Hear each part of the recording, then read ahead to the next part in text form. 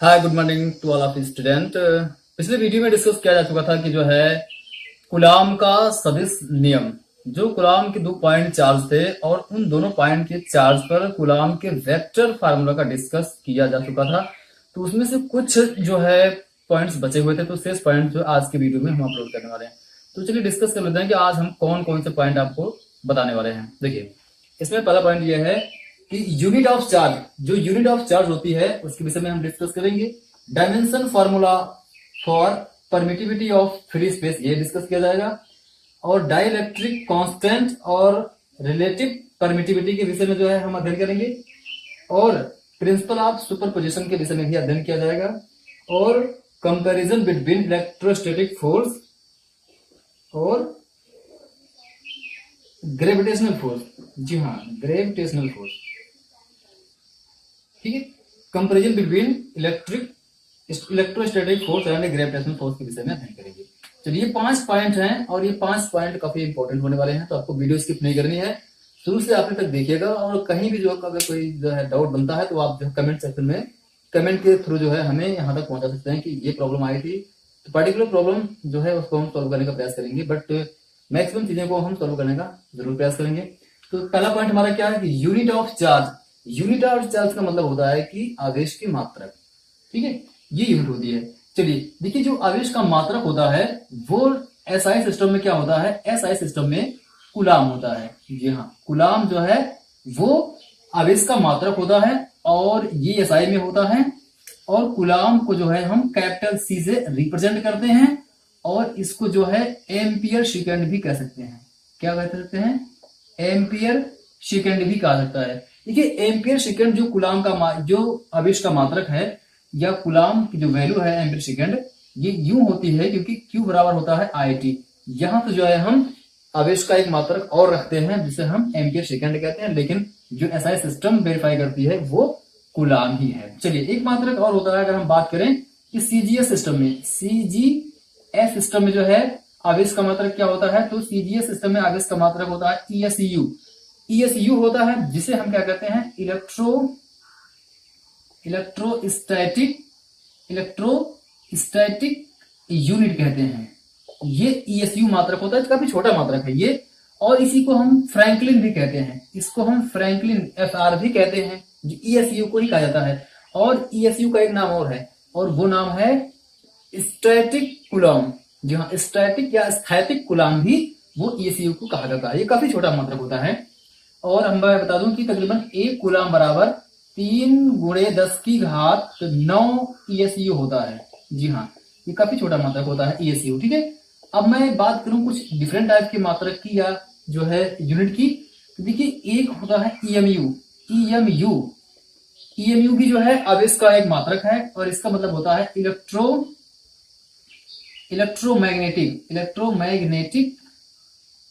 Magnetic unit. Electromagnetic unit भी जो है वो आवेश का मात्रक होती है और 1 कूलम बराबर 10 EMU होता है। ये भी अपने आप में एक छोटा सा मात्रक है। और अगर मात्रक की बात की जाए तो एक मात्रक होता है एम्पियर घंटा होता है। जी हाँ, एम्पियर घंटा ये बड़ा मात्रक होता है और 1 एम्पियर घंटा बराबर क्या होता है, 3600 कूलम होता है। जी हाँ, 1 एम्पियर घंटा बराबर 3600 कूलम, ये बड़ा मात्रक होता है। अगर मैं चार्ज यानी आवेश के बड़े मात्रक की बात करूं तो बड़ा से बड़ा मात्रक होता है फैराडे। क्या होता है? फैराडे। ये आवेश का क्या है, सबसे बड़ा मात्रक है, या यूं कहूं कि बड़ा से बड़ा मात्रक है। और 1 फैराडे बराबर क्या होता है, 96500 कूलम होता है। जी हाँ, 96500 कूलम जो है एक आवेश या 1 फैराडे की वैल्यू होती है। 96500 कूलम 1 फैराडे इक्वल टू होता है। ये रहा यूनिट ऑफ चार्ज। तो यूनिट ऑफ चार्ज में इतने प्रकार के यूनिट जो है पूछी जा सकती हैं, इसमें से कहीं से भी आ सकता है कि एसआई सिस्टम में क्या होता है। देखिए, एमकेएस और एसआई में ज्यादा चेंजिंग नहीं है। एमकेएस एसआई में कूलम ही होता है, सीजीएस में हो गया ESU होता है, इलेक्ट्रोस्टैटिक या स्थैतिक कूलम भी कहते हैं, और डिस्कस कर लिया गया। चलिए, दूसरा पॉइंट क्या है, दूसरा पॉइंट है कि dimension formula for permittivity of free space. देखिए, जो परमिटिविटी ऑफ फ्री स्पेस होती है यानी जो निर्वात की विद्युतशीलता होती है, इसकी बीमा कैसे निकालते हैं मैं इसको बता दे रहा हूं। और देखिए, बीमा निकालने के लिए सबसे पहले जरूरत होती है आपको कूलम के सूत्र की। देखिए, जो कूलम का सूत्र है वो है F इजिकल टू क्या होता है, एफ इज इक्वल टू, सबको पता होगा तकरीबन, F is equal to 1/4πε0 Q1 Q2 upon R square, ये होता है फार्मूला। अब मुझे करना क्या है, मुझे परमिटिविटी ऑफ फ्री स्पेस यानी कि एप्सिलॉन नॉट की बीमा निकालनी है, डायमेंशन निकालनी है। तो क्या करेंगे, हम इसको इस साइड में लाएंगे तो क्या मिल जाएगा मुझे, epsilon naught is equal to 1/4π Q1 Q2 upon F R square, ये मुझे मिल गया। इतनी वैल्यू कांस्टेंट है, चेंज होने वाली नहीं, इसकी बीमा होती नहीं है। तब मुझे क्या करना है, हम लिखेंगे epsilon naught is equal to Q1 Q2 upon F R square, ये लिख दिया जाएगा क्योंकि ये कांस्टेंट है, इसकी बीमा होती नहीं है कुछ। तो अब ये मुझे फार्मूला मिल गया। अब करना क्या है, अब सबकी बीमा लिख देनी है। जैसे Q क्या है, Q1 आवेश है, Q2 आवेश है, तो आवेश की बीमा होती है AT होती है। कहां से, देखिए Q बराबर होता है IT, यहां से जो है Q और Q1 Q2 की बीमा क्या हो जाएगी, AT हो जाएगी। दोनों ही आवेश हैं तो आवेश की एक ही बीमा होती है AT और AT, ये Q1 और Q2 की बीमा हो गई। अब हम क्या करेंगे, देखिए F की बीमा आप 11th में बताया गया होगा क्या होती है, MLT की पावर -2, MLT की पावर -2, ये है F की बीमा। बल्कि देखिए बीमा हमेशा जो है बड़े ब्रैकेट में लिखी जाती है, इस बात का ध्यान दिया जाए। और R क्या है, डिस्टेंस है यानी लेंथ है, तो लेंथ की दूरी यानी दूरी है, और दूरी को जो है हम L से डिनोट करते हैं लंबाई को, और ये हो जाएगा R स्क्वायर है, L स्क्वायर हो जाएगा, ये हो गया। अब करना क्या है, देखिए अब सारी वैल्यू को हम ऊपर ले आएंगे और एक फॉर्म में लिख देंगे। देखिए M को ऊपर लाएंगे क्या मिलेगा, M इनवर्स मिल जाएगा। L ऊपर आएगा तो देखिए यहाँ 2 बार है, यहाँ 1 बार है, तो 3 बार हो जाएगा। M की पावर L की पावर -3। अब देखिए T स्क्वायर यहाँ है और यहाँ T है, यहाँ T है, 2 बार यहाँ है और माइनस यहाँ ऊपर आ गया, प्लस में हो जाएगा, 2 और 2 4 हो गया, T की पावर 4 हो गया, बचा A यहाँ, तो क्या हो जाएगा A की पावर 2। ये हो गया किसकी बीमा, एप्सिलॉन नॉट की बीमा हो गई। एप्सिलॉन नॉट क्या है, परमिटिविटी ऑफ फ्री स्पेस, ये परमिटिविटी ऑफ फ्री स्पेस की बीमा हो गई। ठीक है, परमिटिविटी ऑफ फ्री स्पेस की बीमा जो है वो इतना हो गया, M इनवर्स L की पावर -3, T की पावर 4 और E की पावर 2, ये हो गया परमिटिविटी ऑफ फ्री स्पेस की डायमेंशन हो गई। अब मैं बात कर लेता हूं डाइलेक्ट्रिक कांस्टेंट और रिलेटिविटी परमिटिविटी क्या होती है। देखिए जो डाइलेक्ट्रिक कांस्टेंट और रिलेटिव परमिटिविटी होती है, इसके बारे में बता दूं। देखिए इसके लिए करना क्या है आपको, सबसे पहले क्या करेंगे आप, फ्री स्पेस में जो है कूलाम के फार्मूले को लिख देंगे। सपोज दैट मान लीजिए कि एक पॉइंट चार्ज यहाँ पे है, एक पॉइंट चार्ज यहाँ पे है। सपोज दैट ये Q1 है और ये क्या है, Q2 है, और इनके बीच की जो डिस्टेंस है, इनके बीच की डिस्टेंस को हम मान लेते हैं वो R है, R मीटर में इसको हम फाइंड आउट कर लेते हैं। दूरी कुछ भी हो, दूरी से कोई मतलब नहीं। पहले क्या करना है, हम इनके बीच में एयर डाल देंगे, और एयर डालेंगे तो यहां मुझे फार्मूला मिलेगा FA इज इक्वल टू 1/4πε0। देखिए एप्सिलॉन नॉट आ जाएगा, नॉट मतलब 0 यानी कि निर्वात है, और फिर Q1 Q2 upon R square हो जाएगा। देखिए 0 रिप्रेजेंट करता है कि एप्सिलॉन नॉट जब 0 है, ये रिप्रेजेंट करता है कि यहाँ पर एयर डाली गई है। ये इसको हम इक्वेशन नंबर फर्स्ट मान लेंगे। चलिए अब करना क्या है, सेकंड स्टेप में मुझे क्या करना है, मुझे एक डाइलेक्ट्रिक कांस्टेंट, सारा सिस्टम वही है, Q1 यहाँ पे है, Q2 यहाँ पे है, डिस्टेंस वही है, बट क्या करना है, इसके बीच में मुझे एक मीडियम डाल देना है, एक माध्यम डाल देना है, और माध्यम का जो परावर्तनांक होगा मैं उसको भी बता रहा हूं कि वो निकलता कैसे है। जब हम इसमें माध्यम कोई डालेंगे तो सपोज दैट अब हम मीडियम में निकाल रहे हैं, अब जो भी निकलेगा, जो भी कूलाम का बल निकलेगा वो किसी मीडियम में आएगा। तो पर्टिकुलर मीडियम के लिए जो हमारा फार्मूला बनेगा वो ये हो जाएगा कि 1/4πε0, और जो भी मीडियम यहाँ डाला गया है, सपोज दैट अगर वो K है उसको हम यहाँ कर लेंगे K, और फिर हो जाएगा वही चीज कि Q1 Q2 upon R square. ये मुझे मिल जाएगा इक्वेशन नंबर 2। देखिए करना क्या है, अब करना है ये कि हम इक्वेशन फर्स्ट को इक्वेशन 2 से डिवाइड कर देंगे, तब मुझे क्या मिलेगा कि FA अपॉन FM। देखिए ये वैल्यू कट जाएगी, ये वैल्यू कट जाएगी, और फिर ये 1/4π ये भी कैंसिल हो जाएगा, बचेगा क्या, ये बचेगा ऊपर 1/ε0 और नीचे बचेगा 1/ε0 के बचेगा। अब देखिए यहां से करना क्या है, अब यहां से हम जो करेंगे कि देखिए ये अगर इसको हम सिंप्लीफाई करेंगे तो ये चीज वैल्यू ऊपर जाएगी और ये वाला नीचे आएगा, यानी कि ये वैल्यू ऊपर और ये वैल्यू नीचे आएगी। तो यहां से मुझे मिल जाएगा ε0 के अपॉन ε0, ये चीज मिलेगा। देखिए अब करना क्या है कि जो ये वैल्यू है, अब इसको यानी कि ε0 के अपॉन ε0, अब करना क्या, देखिए ये जो वैल्यू है ε0 के, ये एक मीडियम की वैल्यू है, एक माध्यम की, और अगर माध्यम की वैल्यू है तो हम उसको एक अलग से रखेंगे और हम रखेंगे एप्सिलॉन, केवल नॉट नहीं लगाएंगे, क्योंकि एप्सिलॉन ये शो करता है कि ये किसी माध्यम का जो है परावैद्युतांक है, और नीचे जो है वो एयर में दिया गया है। देखिए एप्सिलॉन नॉट के इसको हटा करके जो है हमने यहाँ पर एक एप्सिलॉन ही रख दिया, ये दिखाएगा कि माध्यम में कुछ रखा गया है, और एप्सिलॉन नॉट का मतलब हो गया कि वायु में रखा गया है, ये मुझे मिल गया। चलिए तो अब ये जो चीज है अगर इसको दोनों को हटा के यानी कि एप्सिलॉन और एप्सिलॉन नॉट के रेशियो को हटा करके अगर हम कुछ रखें तो मुझे क्या मिलता है, के मिलता है। तो जो हम के रख रहे हैं यहाँ पे इन दोनों को हटा के, यही क्या है, यही जो है डाइलेक्ट्रिक कांस्टेंट है। कहने का मतलब जो एप्सिलॉन और अपॉन एप्सिलॉन नॉट जो इनका रेशियो है और इन रेशियो को जो हम रखते हैं के, यही क्या होता है, डाइलेक्ट्रिक कांस्टेंट होता है।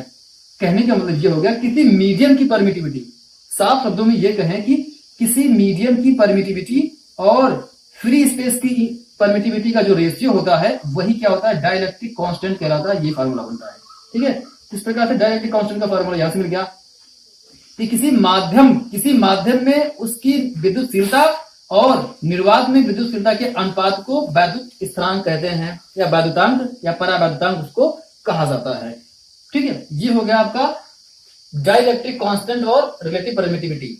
तो ये, या फिर यूं कह सकते हैं, देखिए जो यहाँ पर वर्ड आया है कि रिलेटिव परमिटिविटी जो आया है वो यहाँ से मिल सकता है। जैसे मैंने एप्सिलॉन अपॉन एप्सिलॉन नॉट जो लिखा था इसको हम ई आर कह सकते हैं, यानी कि एप्सिलॉन बटे एप्सिलॉन नॉट को अगर हम ना लिखें और इसके साथ में कुछ रखना चाहें वो एक वर्ड में, तो हम यहाँ पर ई आर लिखेंगे, यानी इन दोनों के वैल्यू के स्थान पर हमारा एक वर्ड आएगा और वो आएगा ई आर, और एप्सिलॉन आर आएगा, और एप्सिलॉन आर क्या है, ये रिलेटिव परमिटिविटी है।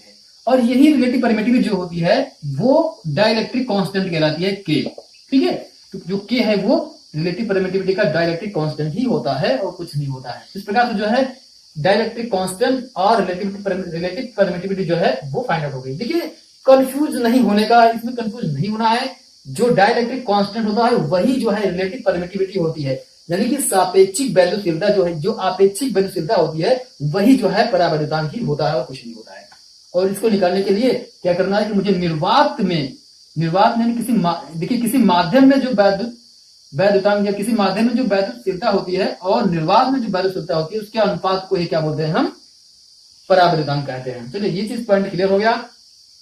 अब बताना है कि प्रिंसिपल ऑफ सुपरपोजिशन। देखिए प्रिंसिपल ऑफ सुपरपोजिशन की अगर हम डिस्कस करें इस पर कि principle of, what is the principle of superposition. देखिए सुपरपोजिशन की जो थ्योरम की बात आती है ये विशेष कंडीशन में आती है, और विशेष कंडीशन किस तरह से है कि देखिए जो कूलाम ने अपना रूल दिया था, कूलाम ने जो रूल दिया था, कूलाम ने ये कहा था कि दो बिंदु आवेश, तो यहाँ पर 2 पॉइंट चार्ज की बात हुई थी, यानी कि वो एक प्रकार का एक्सपेरिमेंटल जो है थ्योरम थी, और एक्सपेरिमेंटल थ्योरम के अकॉर्डिंग केवल Q1 और Q2 यानी कि 2 पॉइंट चार्ज को लिया गया था। केवल 2 पॉइंट चार्ज को, 2 बिंदु आवेशों को लेकर के कूलाम ने अपना नियम दिया था। लेकिन अगर हम मान लेते हैं कि कोई सिस्टम ऐसा है कि उसमें बहुत सारे जो है आवेश हैं, अगर बहुत सारे आवेश हैं और वो एक दूसरे पर बल लगा रहे हैं, तब जो है वो कूलाम के नियम से फाइंड आउट नहीं होगा। और इसी प्रॉब्लम को सॉल्व करने के लिए जो थ्योरम सामने आई वो था सुपरपोजिशन की थ्योरम। जी हाँ, जो प्रिंसिपल ऑफ सुपरपोजिशन है, ये सुपरपोजिशन यही शो करता है कि अगर बहुत सारे सिस्टम, कोई सिस्टम है और बहुत सारे आवेशों से मिलकर बना है, तो उस टाइम पे हम क्या करेंगे, उस टाइम पे जो है हम जो रिजल्टेंट फोर्स होगा वो कैसे निकालेंगे। तो चलिए मैं आपको बता रहा हूं। देखिए जो पहले हम समझ लेते हैं कि सुपरपोजिशन का जो थ्योरम है, जो सिद्धांत वो क्या है। देखिए इसका सिद्धांत ये है कि मान लीजिए यदि कोई निकाय बहुत सारे आवेशों से मिलकर बना हुआ है, तो उसमें किसी एक निकाय पर, मान लीजिए कोई निकाय बहुत सारे आवेशों से मिलकर बना है, तो उस निकाय में किसी एक आवेश पर लगने वाला, ठीक, बल, लगने वाला परिणामी बल जो कि समस्त आवेशों से लगेगा, तो किसी एक आवेश पर लगने वाला परिणामी बल समस्त आवेशों द्वारा लगाए गए सदिश बलों के बीजगणितीय योग के बराबर होता है। मैं एक बार फिर रिपीट कर दे रहा हूं कि किसी सिस्टम में मान लीजिए अगर वो बहुत सारे आवेशों से मिलकर बना है, तो किसी भी आवेश पर लगने वाला जो परिणामी बल होगा वह समस्त आवेशों द्वारा उस पार्टिकुलर आवेश पर लगाए गए बल के बीजगणितीय योग के बराबर होगा। जैसे मान लीजिए, देखिए मान लीजिए कोई सिस्टम है, मैं समझा दे रहा हूं। मान लीजिए कोई सिस्टम है और वो सिस्टम इस प्रकार से है, आपको करना क्या है, एक थ्योरम दिखानी है। मैंने मान लिया कि यहाँ पर कोई पॉइंट चार्ज वो है Q1 है, और ये Q2 है, ये Q3 है, ये हम मान लेते हैं कि 1.4 यहाँ, 1.4 यहाँ, 1.4 यहाँ, 1.4 यहाँ है, और सबको मैंने यहाँ Q1 से मिला दिया सबको, ठीक है। इस प्रकार से यहाँ थे, मैंने इनको क्या किया, सबको जो है Q1 से मैंने मिला दिया, ये इतनी दूरी पर रखे हुए हैं, ठीक है। अब ये यहाँ Q4 हो गया, ये Q5 हो गया, ये Q6 हो गया, और फिर ये क्या हो गया, मान लीजिए Qn हो गया। इस प्रकार से बहुत सारे अनंत हैं, ठीक है।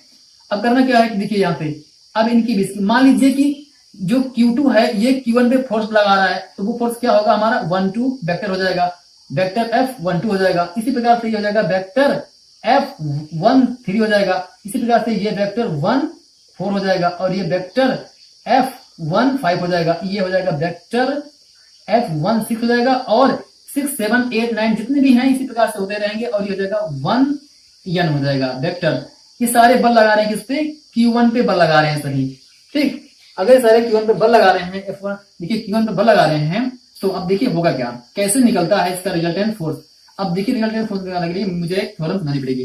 देखिए करना क्या मुझे, हम मानेंगे, माना कोई निकाय Q1 Q2 dot dot Qn आवेश से मिलकर बना है, आवेश से बना है, ठीक है, इससे बना है।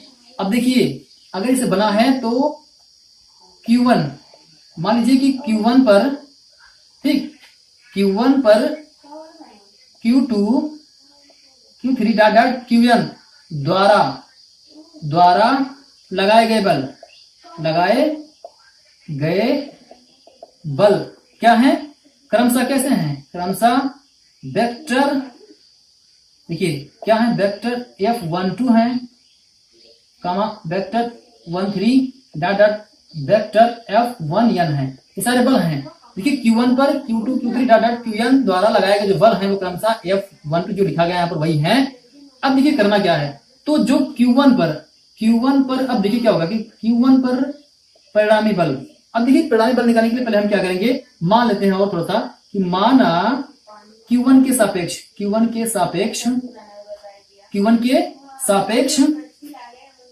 Q2 Q3 dot dot Qn के जो सदिश, जो स्थित वेक्टर हैं, जो पोजीशन सदिश हैं, जो पोजीशन वेक्टर हैं, मान लीजिए कि Q1 के सापेक्ष, जो Q1 है इसके सापेक्ष जो इनके सदिश वेक्टर हैं, जो सदिश स्थित वेक्टर हैं, जो पोजीशन वेक्टर हैं, ये कहें कि या कहें कि स्थित सदिश हैं, अगर वो R21 है, vector R21, vector R31, vector dot dot कहां हो जाएगा, वेक्टर Rn1 है। अगर ये मान लेते हैं कि Q1 के सापेक्ष, देखिए सापेक्ष की बात कर रहा हूं मैं कि Q1 के सापेक्ष अगर जो है इन सभी के जो आवेश हैं, इन सभी के अगर पोजीशन वेक्टर क्रमशः वेक्टर R21 R31 और इस प्रकार से डॉट डॉट Rn है, तो ऐसी कंडीशन में जो Q1 पर लगने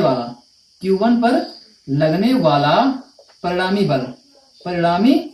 बल अगर मैं निकालूं तो मुझे क्या मिल जाएगा, वो मिल जाएगा, देखिए F वेक्टर 1 2 हो जाएगा plus vector 1 3 plus dot dot का हो जाएगा मुझे F1n हो जाएगा। ये मुझे मिलेगा, क्योंकि क्या करना है, सुपर पोजिशन के हिसाब से मुझे सबको जोड़ लेना है, क्योंकि सब मिल करके जो है Q1 पे बल लगा रहे हैं, सबको मैंने जोड़ लिया। देखिए अब करना क्या है, अब मुझे इसका सदिश लिखना है, वेक्टर फॉर्म निकालना है। देखिए अब करना क्या, मुझे वही कूलाम का नियम फॉलो करना है। अब ये देखिए 1 2 का मतलब हो गया कि Q1 Q2, अब इसके बीच मुझे अब ये दो पॉइंट चार्ज बन गया, बहुत ही ईजी है, 1.4 जहां पे 1.4 जहां पे, थोड़ा थोड़ा करके हम सबको लिख लेंगे। कैसे, इसकी वैल्यू हम लिखेंगे तो मुझे मिल जाएगा 1/4 pi epsilon not Q1 Q2 अपान, देखिए यहाँ हो जाएगा R21, देखिए R21 होगा क्योंकि पोजीशन वेक्टर क्या है, R21 है इसका पोजीशन वेक्टर, ठीक है। तो R21, अब उसके बाद करना क्या है, जब हम वेक्टर फॉर्म में लिखेंगे तो मुझे यहाँ पर एक यूनिट वेक्टर लिखना पड़ेगा R21, और यहाँ पर हम क्या लगा देंगे, ये हो गया हमारा यूनिट वेक्टर हो गया।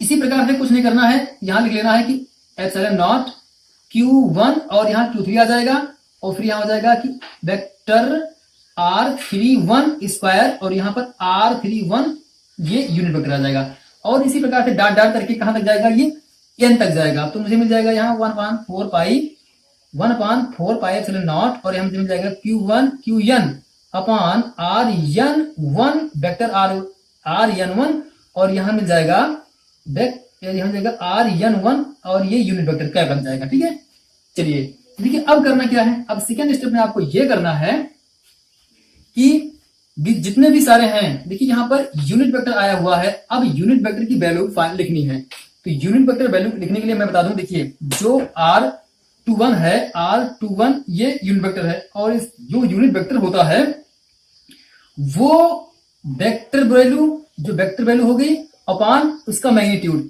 यानी जो वेक्टर वैल्यू है और उसका जो मैग्नीट्यूड है, यानी कि जो मॉड के अंदर में देखिए जो मैग्नीट्यूड होगा वो ऑलवेज क्या होगा, वो पॉजिटिव में होगा, तो वो मॉड में लिखा जाता है। तो यहां मुझे मॉड लिख देना है, मॉड वेक्टर 21 ये मिल गया मुझे, यानी कि उसका मैग्नीट्यूड जो वेक्टर है, जो वेक्टर और वेक्टर का मैग्नीट्यूड वैल्यू जो है यहां पर कर दी जाएगी। ठीक है, ये किसकी वैल्यू होती है, ये यूनिट वेक्टर की वैल्यू होती है, यानी कि वेक्टर वैल्यू अपॉन उसका मैग्नीट्यूड उस वेक्टर का, ये क्या होता है, यूनिट वेक्टर की वैल्यू होती है। अब मुझे क्या करना है, सभी यूनिट वेक्टर की क्या करना है, मुझे वैल्यू रखनी है इस प्रकार से। तो कैसे करेंगे, देखिए यहाँ पे 1/4πε0, ये तो सब में कॉमन है, इसको बाहर कर लिया जाएगा। जहां Q1 बचेगा, यहाँ Q2 बचेगा, अपॉन जहां क्या मिलेगा मुझे, देखिए यहाँ एक प्रकार से, देखिए यहाँ पर थोड़ी मिस्टेक हो गया था, यहाँ स्क्वायर करना है, ये स्क्वायर हो जाएगा, सब बाकी स्क्वायर किया गया है। ठीक है, यहाँ भी स्क्वायर हो जाएगा, ठीक, क्योंकि जो कूलॉम का नियम होता है वो R स्क्वायर होता है। ठीक है, दूरी का नियम होता है, दूरी के व्युत्क्रम दूर का। देखिए यहाँ 21 है, यहाँ 21 वेक्टर कर दिया जाएगा। अब इसके बाद में क्या करना है, यहाँ पर हम मॉड लगाएंगे और यहाँ हम क्यूब कर देंगे, बस इतना ही करना है। अब फिर यहाँ पर देखिए कैप हट जाएगा, यहाँ क्या आ जाएगा, वेक्टर 21 आ जाएगा। देखिए यहाँ वेक्टर 21 आ गया, यहाँ पर स्क्वायर था, एक वैल्यू और बढ़ गई, क्योंकि यहाँ पर एक वैल्यू और आ गया, इसका मैग्नीट्यूड आ गया। ठीक है, स्क्वायर से एक वैल्यू और ऐड हो गया। इसी प्रकार से क्या हो जाएगा, यहाँ देखिए ये कॉमन हो गया, Q1 Q3 आ जाएगा, अपॉन क्या हो जाएगा, वेक्टर, देखिए वेक्टर 31 हो जाएगा, मॉड के अंदर लिख देंगे और यहाँ पर एक पावर और बढ़ा देंगे, यहाँ स्क्वायर था एक पावर बढ़ जाएगा इस हिसाब से। ठीक है, और फिर यहाँ पर जो कैप था वो हट जाएगा, फिर यहाँ पर वेक्टर वैल्यू आ जाएगी 31 वेक्टर वैल्यू। इसी प्रकार से जो है यहाँ Q1 और ये हो जाएगा Qn हो जाएगा, और यहाँ हो जाएगा Rn1 वेक्टर की फॉर्म में, और उसका मॉड उसका क्यूब हो जाएगा, और यहाँ हो जाएगा वेक्टर वैल्यू n1, ये हो जाएगा। ये तो मान लीजिए हो गया, मैंने इसको लिख दिया पार्टिकुलर अलग अलग हिसाब से। अब क्या करना है, अब मुझे इसका बीजगणितीय योग करना है, जैसे कि समीशन, जैसे कि सुपरपोजिशन में बताया गया है। जो सुपरपोजिशन का जो थ्योरम का जो मेन फंडा है वो यही है कि मुझे इसका बीजगणितीय योग करना है। तो बीजगणितीय योग करने के लिए हम सबमिशन का निशान लाते हैं, जो सबमिशन होता है वो सामने आता है। तो कैसे लिखेंगे इसको, जो है हम जो है सिंप्लीफाई करके छोटा कर लेंगे, और यहाँ पर हम एक समीशन का निशान लगाएंगे, जिसे सिग्मा भी कहते हैं। तो समीशन ऑफ क्या करेंगे, समीशन ऑफ Q1 और यहां हम कर देंगे QI। देखिए QI क्या है मैं वही समझा रहा हूं, देखिए Q1 QI अपॉन, और फिर ये हो जाएगा हमारा मॉड के अंदर में हो जाएगा यहाँ R, ये हो जाएगा RI1 वेक्टर RI1, और इसकी पावर 3 हो जाएगी, और यहाँ हो जाएगा वेक्टर RI, देखिए यहाँ RI1, देखिए 1 बाद में है, RI पहले। ठीक है, अब देखिए यहाँ पर जो I लिखा गया है, I की वैल्यू को हम यहाँ स्टार्ट करेंगे। I की वैल्यू कहां से स्टार्ट होगी, I की वैल्यू 2 से स्टार्ट होगी और कहां तक जाएगी, n तक जाएगी। n क्या है, नंबर ऑफ आवेश है, नंबर ऑफ चार्ज हैं जो कि निकाय में बने हुए हैं। ठीक है, तो ये यानी कि I की जो वैल्यू है वो 2 से स्टार्ट होगी और n तक जाएगी। तो हम इस फार्मूले को, यानी कि एक छोटा सा फार्मूला है, शार्ट फार्मूला है, जो कि अपने आप में सबको योगित किया हुआ है, सबका एडिशन किया हुआ है। ये समीशन ऑफ जो है फोर्स हो गया, यानी कि बीजगणितीय योग हो गया बलों का, जो किस पे लग रहे हैं, Q1 पे लग रहे हैं। इस प्रकार से Q1 पर लगने वाला जो परिणामी रिजल्टेंट फोर्स है वो ये है। ठीक, ये परिणामी बल हो गया, किस पे, Q1 पे हो गया। देखिए ये हो गया, मान लीजिए ये जो बल निकला वो Q1 पर, Q1 के सापेक्ष जो Q1 Q2 और Qn के पोजीशन वेक्टर थे उनके हिसाब से लगा है, ये बल होगा।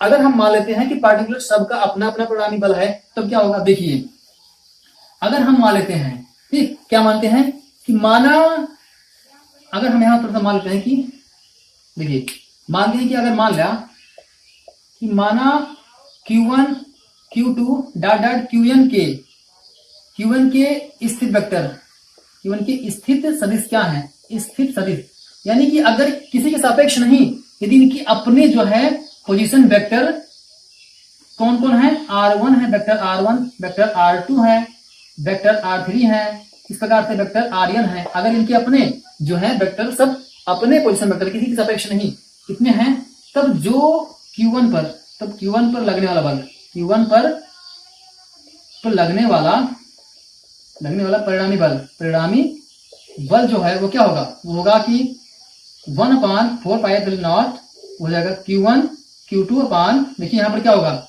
जहां पर अब हो जाएगा मॉड के अंदर में हम R1 माइनस R2 कर लेंगे, वेक्टर में रहेगा वेक्टर R1 माइनस R2 की पावर 3 कर लेंगे। देखिए मैं सीधे कर दे रहा हूं क्योंकि सीधे वहां पर किया गया था, ठीक है ना। जब हम यूनिट वेक्टर को हटाएंगे उसके बाद मैं बात कर रहा हूं, तब यहाँ पर ये हो जाएगा, और फिर यहाँ पर जो है वेक्टर थी, वेक्टर वैल्यू यहाँ भी थी, तो उसके लिए हम करेंगे हाँ R1 vector R1 minus vector R2, ये कर लिया जाएगा, ठीक। यानी प्रत्येक जो स्टेप बनेगा वो इस हिसाब से बनेगा। और फिर करना क्या है, फिर अगली स्टेप इसी प्रकार से करनी है कि 1/4πε0, तो फिर क्या कर लेना, Q1 Q3 आ जाएगा यहाँ, और फिर यहाँ हो जाएगा मॉड के अंदर में हो जाएगा R1 माइनस R3 हो जाएगा वेक्टर में आए, और इसकी पावर 3 हो जाएगी, फिर यहाँ हो जाएगा ब्रैकेट में vector R1 minus vector R3, ये हो जाएगा। इसी प्रकार से कहाँ तक जाएगा, यन तक जाएगा, जितनी है इसको सबको समीशन कर लिया जाएगा, सबको ऐड कर लिया जाएगा, सबको प्लस लगा के जोड़ लिया जाएगा। ये Q1 और ये हो जाएगा Qn अपान ये हो जाएगा वेक्टर R1 मॉड के अंदर में रहेगा vector R1 minus vector Rn, और की पावर 3 हो जाएगा, और यहाँ हो जाएगा ब्रैकेट में vector R1 minus vector Rn, ये हो जाएगा। देखिए अब करना क्या है, अब इनको अगर हम जोड़ना है तो वही फिर करेंगे 1/4πε0, ये कॉमन हो जाएगा, और सबमिशन का निशान लगाएंगे और आई की वैल्यू चढ़ाएंगे 2 से कहां तक जाएगी, यन तक जाएगी, क्योंकि देखिए Q1 तो है ही 2 से स्टार्ट होगा। उसके बाद में करना क्या है, देखिए Q1 तो वैसे रहेगा, Q की जगह Q उसके बाद जो है चेंज होगा तो वो QI कर लेंगे। ये Q1 तो कांस्टेंट है क्योंकि इस पर बल लग रहा है, और बारी बारी से सभी बल लगा रहे हैं, तो यहाँ पर सारे चेंज होने वाली वैल्यू जो है वो 2 से स्टार्ट होती है, तो ये यहाँ पर हम आई कर देंगे QI अपान, अब यहाँ क्या हो जाएगा, देखिए यहाँ R1, यहाँ मॉड के अंदर में हम क्या कर देंगे, ये हो जाएगा, ये वेक्टर R1 तो वही रहेगा, और जो वेक्टर ये वाला है ये चेंज होता है, तो यहाँ पर हम RI कर देंगे, और फिर ये निशान को हम बता देंगे, ठीक है। यानी कि vector R1 minus vector RI, और ये मॉड के अंदर में रहेगा, और मॉड की पावर हम 3 कर देंगे, टोटल की वैल्यू की पावर जो है 3 हो जाएगी। और इसके बाद में यहाँ पर वेक्टर R1 माइनस वेक्टर जो है RI हो जाएगा, ये जो है शॉर्ट फॉर्म में कर दिया गया। तो ये जो बल लग रहा है ये तब लगेगा, ये फॉर्मूला तब यूज होगा यदि एक बीजगणितीय योग है, लेकिन यह बीजगणितीय योग तब काम आएगा जब जो है Q1 Q2 Q3 और Qn के सभी vector R1 vector R2 vector R3 ये होंगे, तब कहने के मतलब इनका पार्टिकुलर अपना जो है वेक्टर यानी पोजीशन वेक्टर होगा तब। चलिए इस प्रकार से जो है प्रिंसिपल ऑफ सुपरपोजिशन ये समाप्त हुआ। अब हम बात करते हैं कि comparison between electrostatic force and gravitational force. अगर मैं देखिए इसकी बात करूं, देखिए तो इसमें 2 कंडीशन आती है, एक आती है इक्वलिटी की और दूसरी आती है इनइक्वलिटी की। तो मैं बात कर रहा हूं समानता की, यानी कि जो वैद्युत बल है और जो गुरुत्वाकर्षण बल है उनमें क्या समानता होती है। देखिए समानता की मैं बात करूं तो दोनों ही व्युत्क्रम वर्ग यानी दूरी के व्युत्क्रम वर्ग का नियम का पालन करते हैं, और दूसरी बात दोनों ही केंद्रीय होते हैं। क्या होते हैं, दोनों केंद्रीय होते हैं और संरक्षी होते हैं। कैसे होते हैं, संरक्षी होते हैं। और अगर मैं बात करूं कि इनके बीच असमानता क्या होती है, तो देखिए जो इलेक्ट्रोस्टैटिक फोर्स है और जो ग्रेविटेशनल फोर्स है, अगर इनके बीच हम इनइक्वालिटी की बात करें तो देखिए पहले क्या होती है कि जो आवेश है वो 2 प्रकार का होता है, एक होता है आकर्षण का, दूसरा प्रतिकर्षण का। तो इस प्रकार से जो वैद्युत बल है वो 2 प्रकार का होता है, आकर्षण और प्रतिकर्षण का, जबकि गुरुत्वाकर्षण बल वो एक ही प्रकार का होता है और आकर्षण का होता है। ठीक है, क्योंकि द्रव्यमान एक ही प्रकार का होता है, इसलिए गुरुत्वाकर्षण बल एक ही प्रकार का होता है, जबकि आवेश जो है वो 2 प्रकार का होता है। चलिए दूसरी बात कर लेता हूं कि जो वैद्युत बल है वो काफी मजबूत होता है और गुरुत्वाकर्षण बल कमजोर होता है। कहने का मतलब कि अगर हम 2 प्रोटॉनों के बीच बात करें तो जो इलेक्ट्रोस्टैटिक बल है वो गुरुत्वाकर्षण बल की तुलना में 10⁻36 गुना ज्यादा होता है, और इलेक्ट्रॉनों के बीच में 10⁻43 गुना ज्यादा होता है। इतना ज्यादा होता है, कहने का मतलब काफी उच्च होता है इलेक्ट्रोस्टैटिक फोर्स, जबकि ग्रेविटेशनल फोर्स जो है वो कमजोर होता है। अगर हम तीसरे की बात करें तो जो ग्रेविटेशनल फोर्स है और जो इलेक्ट्रोस्टैटिक फोर्स है, इसके बीच जो तीसरा सबसे मेन कारण है वो यह है कि ग्रेविटेशनल फोर्स ये किसी माध्यम पर निर्भर नहीं करता है, जबकि इलेक्ट्रोस्टैटिक फोर्स जो है वो आवेशों के बीच के माध्यम पर निर्भर करता है। ये भी अपने आप में एक इनइक्वलिटी है कि जो आवेश, जो इलेक्ट्रोस्टैटिक फोर्स है वो दोनों आवेशों के बीच के मीडियम पर निर्भर करता है, डिपेंड होता है, जबकि ग्रेविटेशनल फोर्स किसी माध्यम पर निर्भर नहीं करता है। ये इनके बीच जो है 3 प्रकार की इनइक्वलिटी मिलती है और 2 प्रकार की जो है इक्वलिटी मिलती है। तो आई थिंक जो ये आज का टॉपिक खत्म हुआ, इसमें आपने unit of charge, dimension, formula for permittivity of free space ये हो गया, डाइलेक्ट्रिक कांस्टेंट और रिलेटिव परमिटिविटी हो गया, प्रिंसिपल ऑफ सुपरपोजिशन ये हो गया, और comparison between electrostatic force and gravitational force ये भी डिस्कस कर लिया गया। तो आई थिंक ये वीडियो समाप्त हुआ, और ये video reference for the GDISC student जो भी तैयारी कर रहे हैं। आई थिंक जो है मैं उनसे ये कहना चाहूंगा कि जिस वीडियो का सेशन जो है वो अब स्टार्ट हो चुका है, और पर डे उनको एक वीडियो फिजिक्स की और केमिस्ट्री की पर डे अवेलेबल होती रहेगी। तो आपको करना क्या है, जब भी आप जो भी पढ़ने बैठे हैं तो आप कॉपी और एक पेन लेकर जरूर बैठें, जो भी पॉइंट्स आपको बनते हैं वहां से नोट डाउन करते जाएं। वीडियो को पॉज करके जो है आप रिवर्स में जाके देख सकते हैं, जो भी अगर आपको छूट जा रहा है। अभी जो क्वेश्चन बनता है अगर कमेंट सेक्शन में, तो आप कमेंट सेक्शन में जाके वहां पर जो है अपने क्वेश्चन को पूछ सकते हैं कि ये चीज मुझे समझ में नहीं आई, पर्टिकुलर चीज।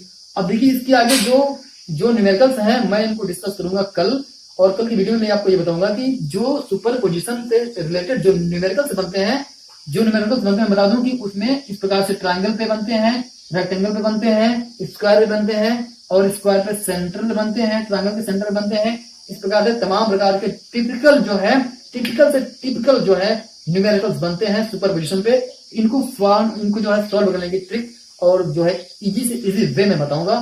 तब तक जो है अगर आपने हमारा चैनल सब्सक्राइब नहीं किया तो प्लीज चैनल को सब्सक्राइब कर लें, और बेल आइकन प्रेस करके घंटे को जरूर बजा दें, ताकि आपको नए वीडियोस जो है वो सबसे पहले मिलते रहें। Thanks to watch and listen.